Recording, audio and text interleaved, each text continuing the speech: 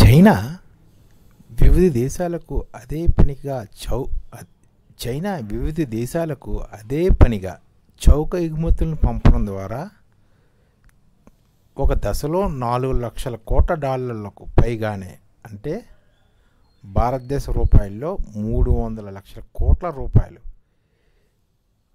విదేశీ మారక ద్రవ్య నిల్వలను కూడబెట్టింది. అంటే చైనా అదే పనిగా చౌక వస్తువులు, అంటే తన దగ్గర ఉన్న ముడి సరుకుల్ని, కార్మికులను ఉపయోగించుకుని వస్తువులను ఉత్పత్తి చేస్తూ ప్రపంచ కర్మాగారంగా తయారవి ఎగుమతులు చేసి 300 లక్షల కోట్ల రూపాయలని విదేశీ మారకం ద్రవ్యం సంపాదించింది. వీటిపై వడ్డీ రాకపోవడం వల్ల తన నిధులను ఆసియా, ఆఫ్రికా, లాటిన్ అమెరికా దేశాల్లో పెట్టుబడి పెట్టదలిచింది. అంటే 4 లక్షల ట్రిలియన్ డాలర్లను తన మిగులు నిధుల్ని ఆసియా, ఆఫ్రికా, లాటిన్ దేశాల్లో పెట్టుబడి పెట్టాలనుకుంటుంది. అది తప్పు కాదు. అది ఎందుకంటే అది కష్టపడి సాధించింది. దానికి అమెరికన్ బాండ్లలో అట్లా లాభం రావట్లేదు. అందుకనే అది విదేశాల్లో పెట్టుబడి పెడుతుంది. అది తప్పుగా అర్థం చేసుకోకూడదు. మనం కూడా కష్టపడి మనం ఒక మానవ వనరులతోటి సంపద సృష్టించుకుని అది విదేశాల్లో పెట్టుబడి పెట్టడం తప్పులేదు. అది చైనా ఎగుమతుల ప్రభావంతో అమెరికా, ఐరోపాలోని కర్మాగారాలు మూతపడి స్థానికంగా ఉద్యోగాలు ఓడిపడి చైనా పట్ల ఆ దేశాల వ్యతిరేకత పెరుగుతుంది.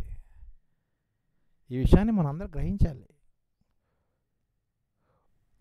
అందువల్ల చైనా ఏం చేసిందంటే ఎగుమతి ఆధారిత ఉత్పత్తిదారుల పాత్రను కొంతవరకు తగ్గించుకుని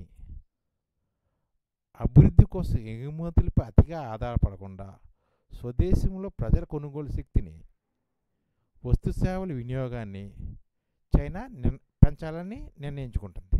అది తప్పు ఏం కాదు. అది ప్రపంచ మార్కెట్ యొక్క లక్షణమే. అది విస్తృత పట్టణీకరణ సేవల రంగ సామర్థ్యంలో చైనా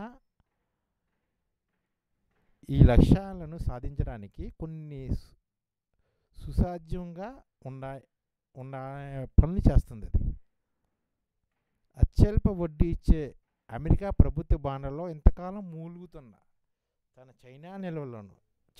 చైనా డాలర్ నిల్వలను పేద దేశాలకు పెట్టుబడి రూపంలో ప్రవహింపజేస్తే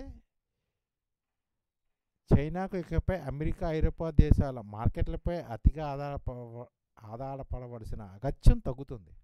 అందుకనే చైనా ఏం చేస్తుందంటే ప్రతి సంవత్సరము తనకు అవసరమైన ఉక్కు, సిమెంట్ కన్నా కర్మాగారాల్లో ఎక్కువగా ఉత్పత్తి చేస్తుంది. ఆ ఉత్పత్తి పోగుబడిపోయింది చైనా దగ్గర. అంటే తన అవసరానికన్నా సామర్థ్యాన్ని మించి ఇనుము, సిమెంట్ ఉత్పత్తి పెరిగింది చైనాలో. ఆ ఇనుము, సిమెంట్ని తన యొక్క మానవ వనరులని ఉపయోగించుకొని విదేశాల్లో రకరకాల ప్రాజెక్టులు నిర్మిస్తుంది. అదే ఇప్పుడు చేస్తుంది చైనా పని. అంటే అదేం చేస్తుందంటే అప్పుని ఏ విధంగా ఇస్తుందంటే విదేశాలకి సిమెంటు, సాంకేతికత, ఉక్కు అంటే పెట్టుబడి పెడుతుంది. అంటే తన దగ్గర ఉన్న డబ్బుల్ని, వస్తువుల్ని, వనరుల్ని ఉపయోగించి పెట్టుబడిగా మారుస్తుంది.